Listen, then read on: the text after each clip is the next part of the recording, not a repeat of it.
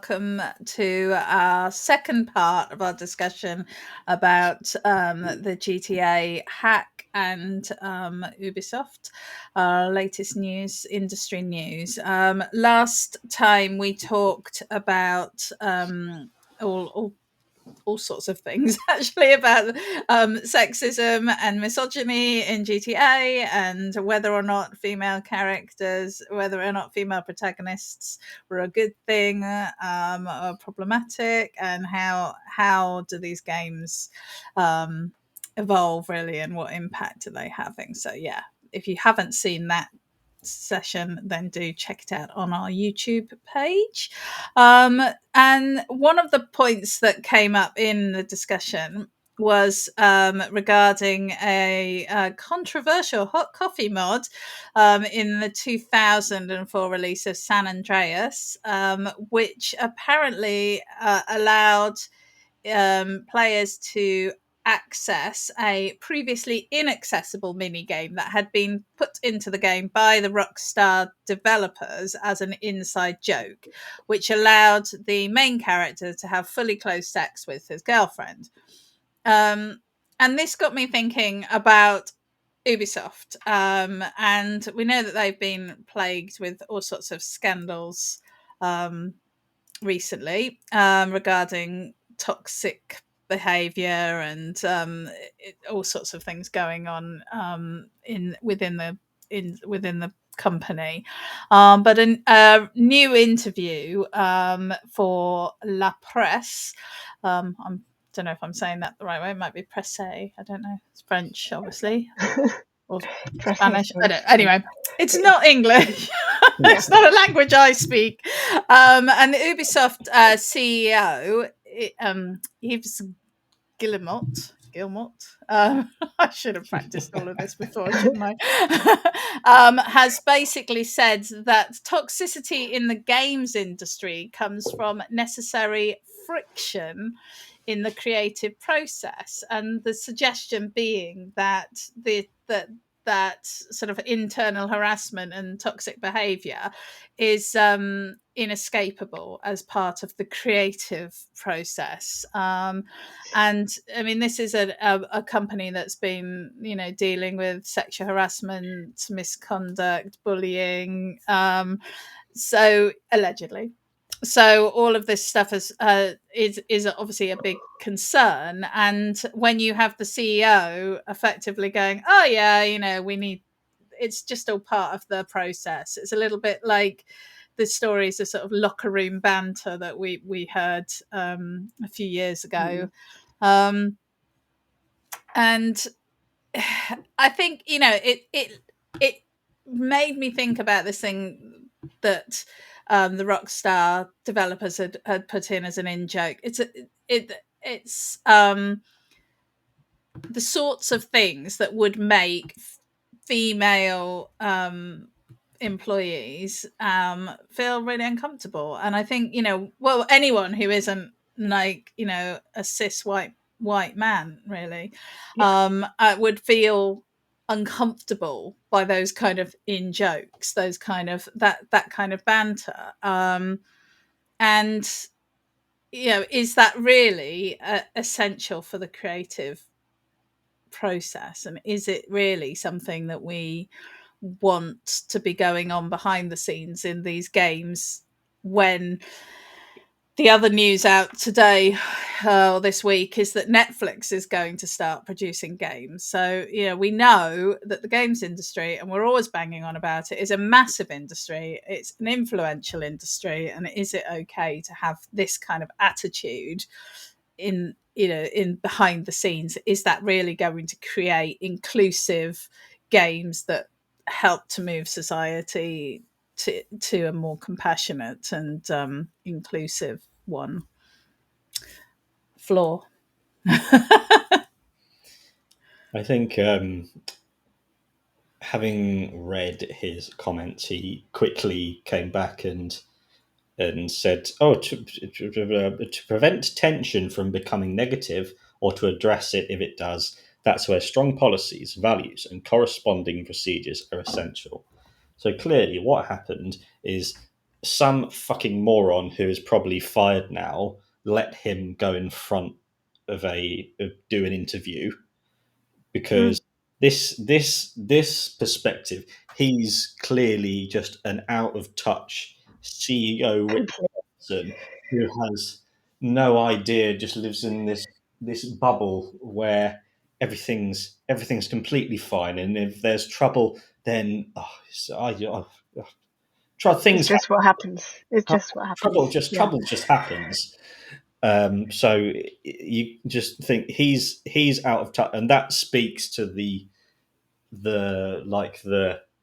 because there are cutthroat capitalists who run Disney, who are nailed down on absolutely everything, and they would never let someone like him talk to the public.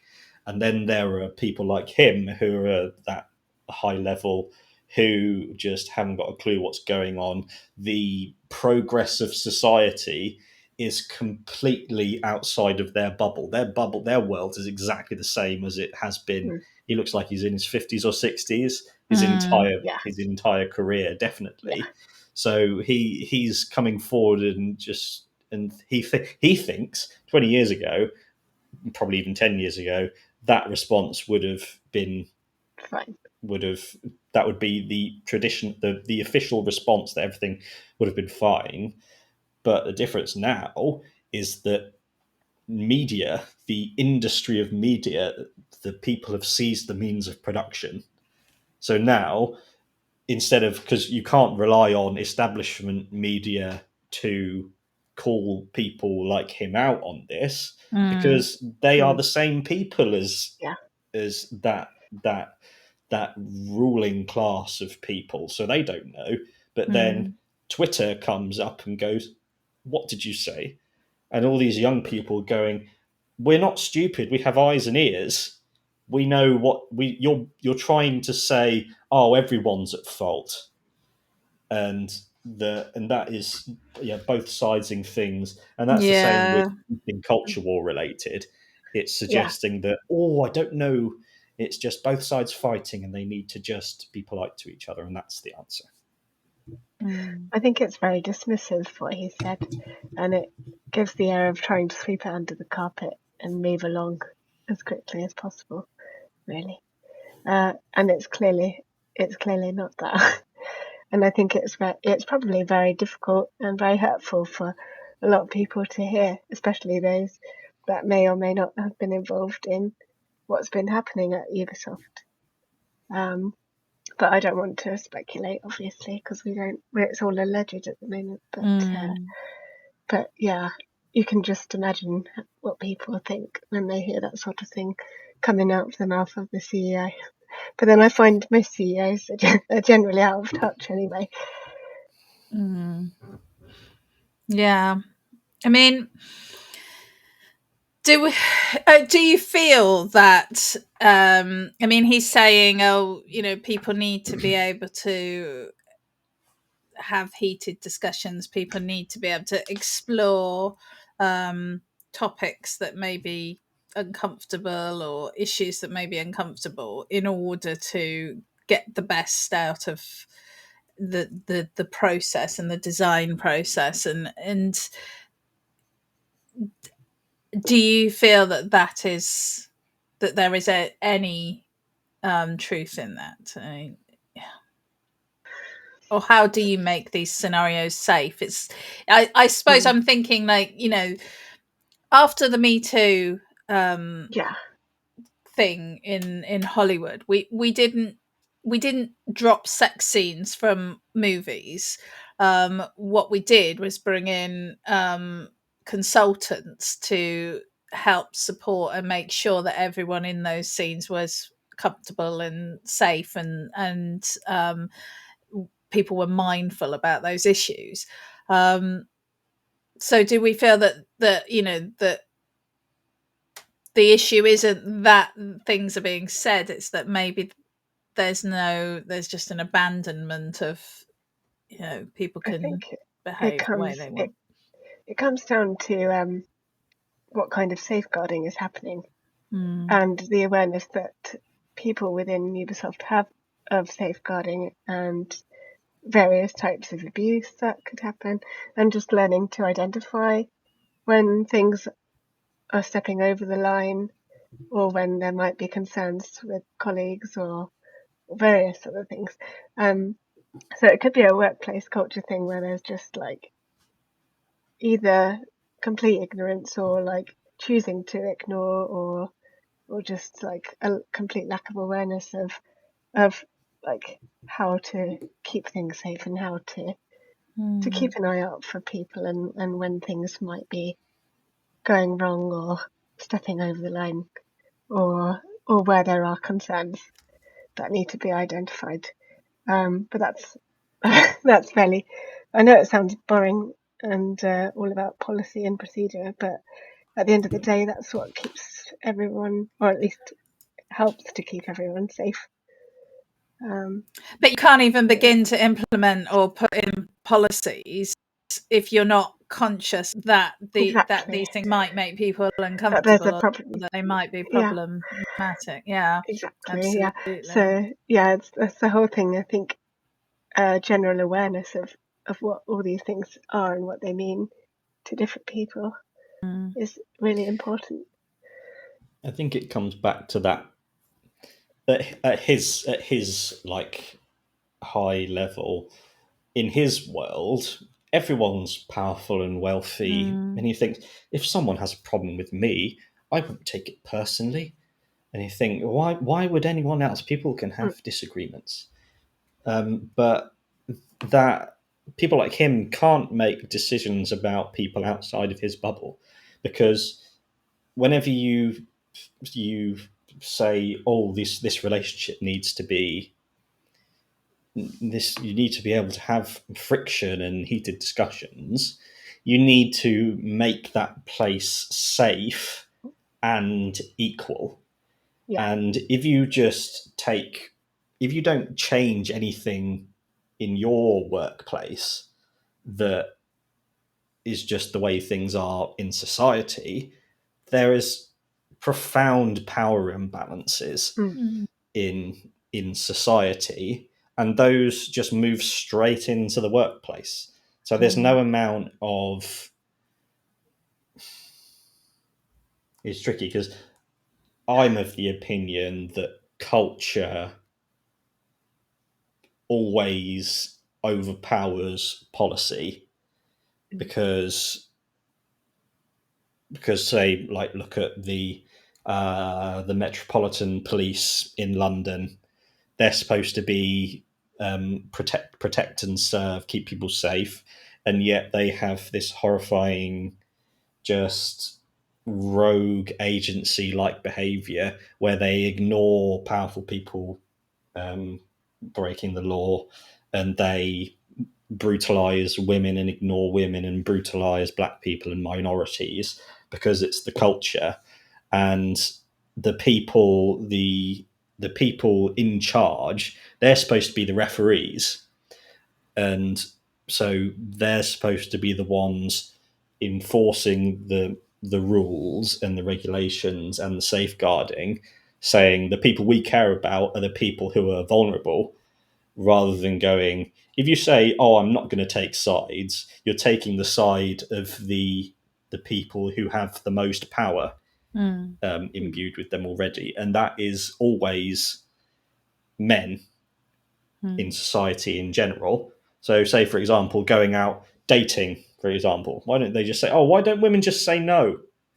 Because it's not an equal. They're yeah, not. exactly. They're There's a just lot of women pressure, have to all change sorts their of pressures. behaviour. Yeah, Yeah. it's the illusion of equality. Mm. It's not Interesting thing. enough to. Sorry, So Alex. right now, I was just going to say an interesting thing about safeguarding is also that it's not necessarily that these things aren't being noticed. They might be being noticed, but when it comes to actually reporting them, there's a lot of barriers in the way as well. Like there could be concerns about the person getting in trouble for reporting it, or just like not knowing how to, not knowing whether it will impact on all sorts of different things. Really, there's all sorts of things um, that present themselves as barriers to actually following through with these procedures. And also, like, you might be worried about not being listened to, not being believed, especially if you're a woman reporting to a man, for example. Like, there's all sorts of different scenarios in which there are barriers that exist or have the potential to exist in an unhealthy workplace culture. I think you're absolutely right, Matt, about the interplay between culture and policy. I think that, in order to see genuine change, it has to be a culture shift that has to happen, but policy is one of the things that can help to shift that dial if it's properly managed, as you're saying, Alex. Like, there has to be, you have to believe that if you report a problem, if It's you going to get followed it's up. going to Yeah. get properly handled, and you are going to be safe in Yeah. that process. And I think, this is why increasingly I'm of the opinion, it's not good enough to simply not be sexist or not be racist.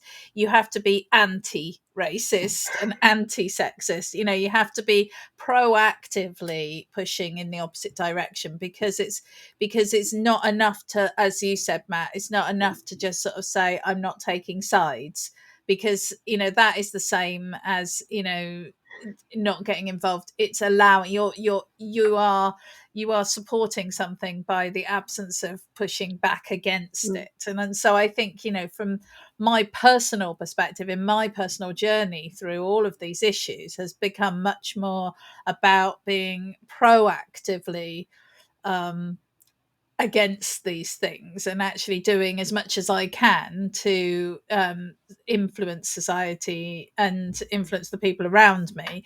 And that's really quite challenging a lot of the time, because then you become that woman who's always raising those things and making people think about stuff. But luckily, I'm surrounded by a lot of those people, and and so I'm just one of many who's always got an opinion about something.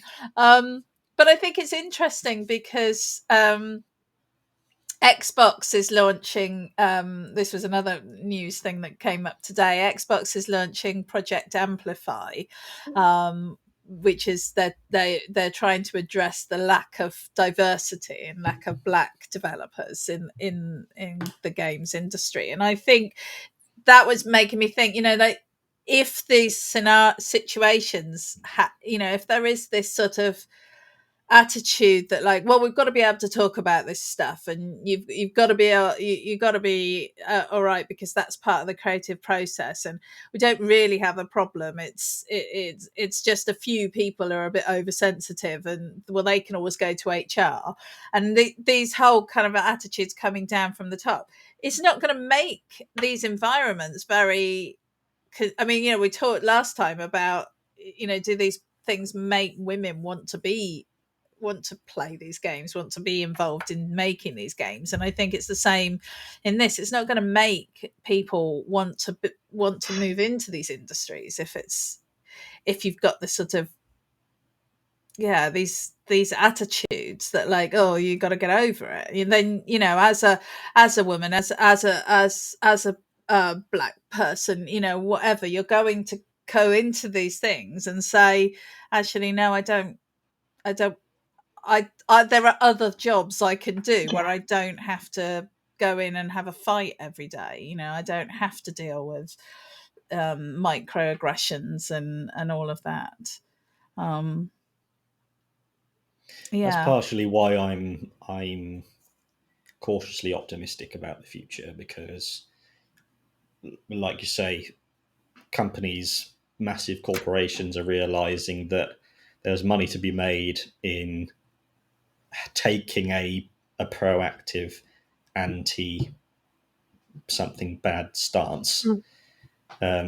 So, like the NFL, for example, when Colin Kaepernick first took a knee to draw attention to Black Lives Matter, he is still completely blacklisted from the NFL. but now almost all the NFL players have something like End Racism or even Black Lives Matter on their helmets. It's on the pitches.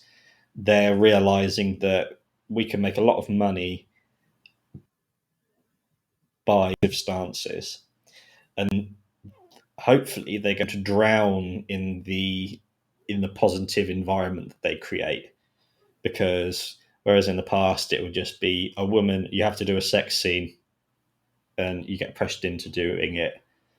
Now, then, hopefully, over the last very unfortunately short period of time, that is not being seen as an acceptable thing to say to an actress, and they have to come out and say, "Oh, we're proactively against these things," and they're hopefully painting themselves into a corner by following the money. Because if you've got Black Lives Matter, there was an NFL coach who was recorded referring to I think it was his own players as N words, and that was recorded, and he was fired. If that had been 20 years ago, he probably would have just carried on as it was. So the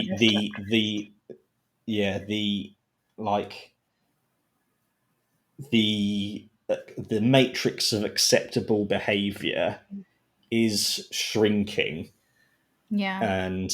but the people at the very top, they're still in that bubble, and people like him, who I imagine they protect him from the knowledge that there are black people in games. They protect them so that eventually it'll just reach up to them, and then things crossed.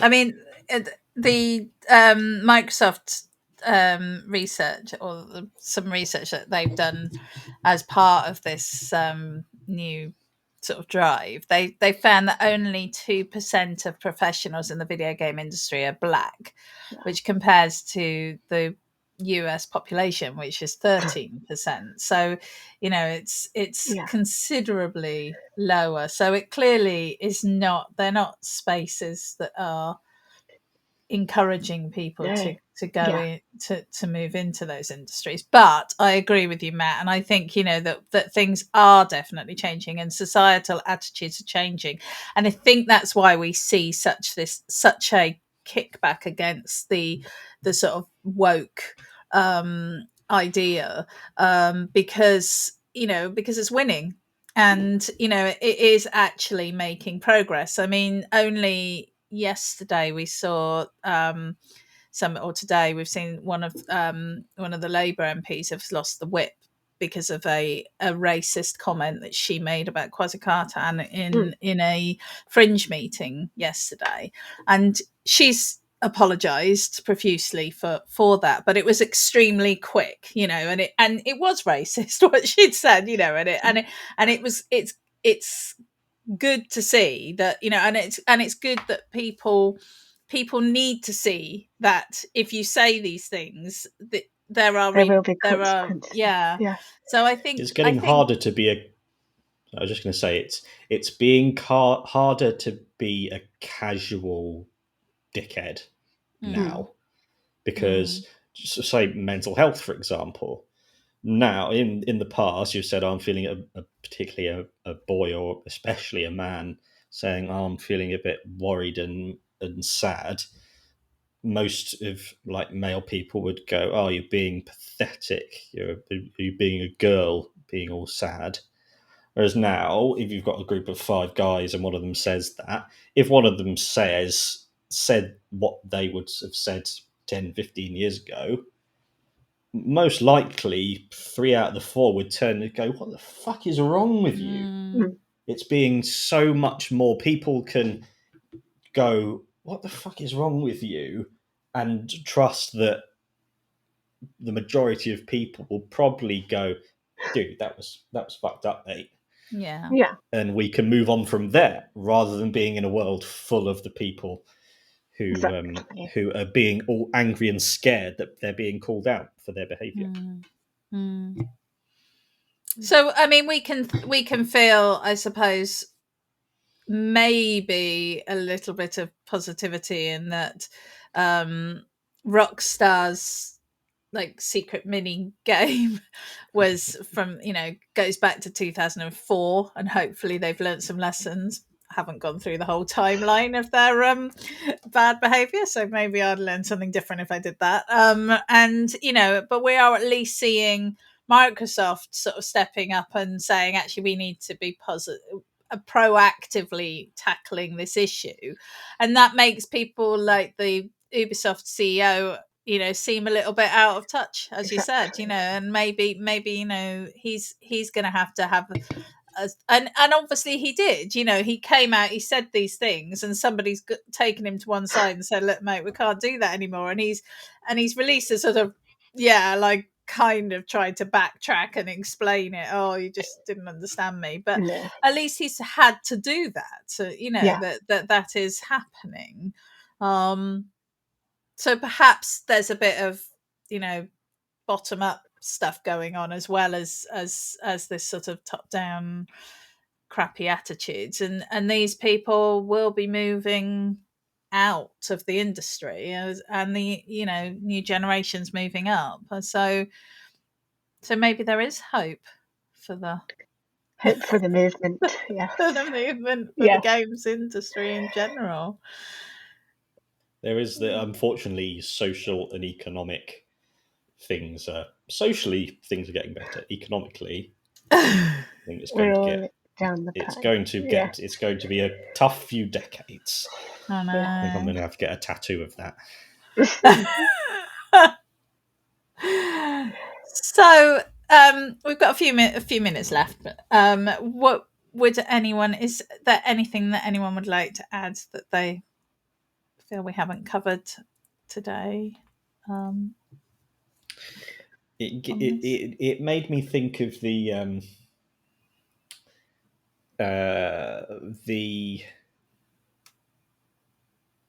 whistleblowing in general, because sharing information that isn't supposed to be shared or isn't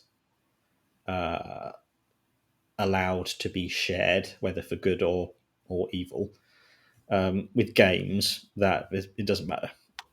It's just unfortunate for the company. It doesn't matter. But when it's for a company like Uber, that is where whistleblowing is profoundly important. Corporations and governments, they need to. That's where whistleblowing is most vital, but it is also one of those third rail things that corporation governments will never like support. Just for example, Edward Snowden and Julian Assange, they revealed horrifying things that the US military did, and they're still trying to destroy him. But so that's the opposite end of, well, socially things are getting better, but on the economic and political side, they'll say, oh, we can have black people in our game, but we won't let you tell the world that we committed war crimes. Yeah. That's going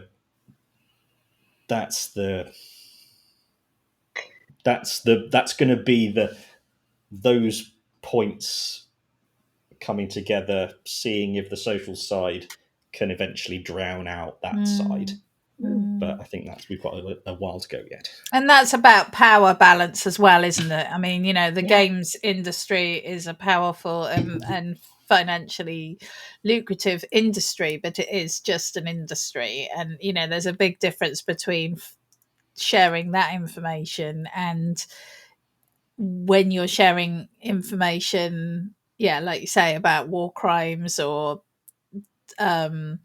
industries like committing crimes effectively against their staff or whatever, if that's the sort of things that you're you're releasing, then you're going to hit a much stronger wall, I think, in response to that. So it does come down to power, as these things always do. And I think it'd be interesting to see how the financial crisis impact on that power balance as well, actually. Yeah. I always think about the film Ants or the Bug's Life. Is it a Bug's Life when one of those two anyway, where they're all scared of the Grasshoppers, grasshoppers. that's Bug's Life. Yeah, that takes me and back. and I think it's such an important thing that and this is why they're constantly saying that the police police govern us by consensus. We as a society, we agree to listen to their and abide by their rules, or let them tell us what we can and can't do. And so there is a social contract there that and when you start breaking it, as I would argue the government in the UK is doing right now, when you start breaking that agreement, then all bets are off, aren't they? And I think it'd be Yeah, so interesting. the younger people, I think the young people in particular, we've been told, follow the rules and everything will be fine. And we're finding out the rude awakening of, oh, all that time they were telling us to follow the rules, it was just to stop us realizing how much they're robbing us and Yeah, robbing us of our future. yeah. And another thing that, if it had happened 20 years ago, it would be completely positive, is that the the wealth gap between the wealthiest and the rest of us is growing and growing and growing. Um, so the amount of people in the population who hate upwards now is just going to get bigger and bigger. Mm, Whereas in recent history, I would have included myself. There was this middle class of like the buffer mm, of going, oh, everything's fine. We're following the mm. rules. It'll be fine. And now that middle class is being squeezed up and up and Yeah, up, and we're yeah. starting to go, oh, hang on, has it always been like this? Mm, Yeah. Yeah. absolutely. Do you have anything else you wanted to add, Alex? No, other than that, it's just really nice for us all to be back. Yeah, I was Yeah, thinking that it's really, really nice. It's been far too long. it Well, has. before we all go, I just want one positive game related snippet from you, whether it's something you're looking forward to, a success you've had in a game, a new bit of kit, or whatever. Just something positive to finish the episode on. I've been playing a little game. I think it's free on PlayStation Plus for this month, so there's not much longer to get it. But it's called Toem. I think it's how you pronounce it, Toem. And it's just a really chilled, like little indie game where you just go around and take pictures and solve little puzzles and do little quests, and you get to stamp your card with a stamp, and it's all very wholesome and lovely, and it's all in black and white, Oh wow. which is really cool. So if you haven't had a look and you want something really chilled out and quite short to play, then I recommend that. It's nice. Oh, I'll definitely have to check Yeah. that out. I've been getting very excited about the new Monkey Island game which has come out, because Yes. I played the originals way back in the olden days when they were very pixelated, and but they were awesome games and so much fun and very silly, and very excited because I'm going to download it I'm going to get it on my Switch and take it away on holiday with me in October. Nice. So That'd be I'm cool. going on a tour around up in the Scottish Highlands. So Ah, I'm expecting some rainy evenings sat in my camper van, playing on this. So yeah, that's what I'm been quite excited about that. What about you, Matt? What have you? I've been playing Fallout 4 for quite a while now, and I've discovered a hack to basically have unlimited money, which Oh is Oh, wow. well done. you can set up communities, and you can turn it into like a proper community, That's like with you can build houses, you can have power, you can have defenses, you can have shops, you can have gardens, you can have everything. Oh And wow. there's you can build, because obviously it's a nuclear apocalypse, the water isn't Yeah. very clean. No. You can build water purifying stations, and there's if you produce more of a resource than you've got people to use it, um, it gets stored in your little trunk that you keep everything in. And if you've got 13 people and you set up water pumps to service 400 people, you get A swimming pool. Yeah. you get hundreds of bottles of water that you can go and sell. Excellent. And What it's an awesome been hack. fusion cores for quite a while. So that's my Nice. hack to anyone doing or in the apocalypse. Yeah. Oh, thank you so much for sharing all of that. Thank you so much, guys. It's been a pleasure as always. Please check. We're doing shorter episodes at the moment because we thought we'd do more for you that way. And so please do keep an eye on our social media platforms. We're on Facebook, Twitter, Twitch, YouTube. um Technically I think that's it. Spotify some and other ones. Apple Oh, Podcasts as well. Spotify and Yeah. yeah, and iTunes, Apple Podcasts. Apple Yes. Podcasts. Yes. Yeah, The one I don't everywhere. use. Yes. Well, has iTunes Well, stopped now? I don't know. Is it? I don't know. It's I been don't. it's been people have been unsure for 10 years I. Oh, on good. whether Okay. it's Okay, Yeah. I iTunes or feel Apple like I'm in Podcast. company then. Okay, well, anyway, find us there and like us.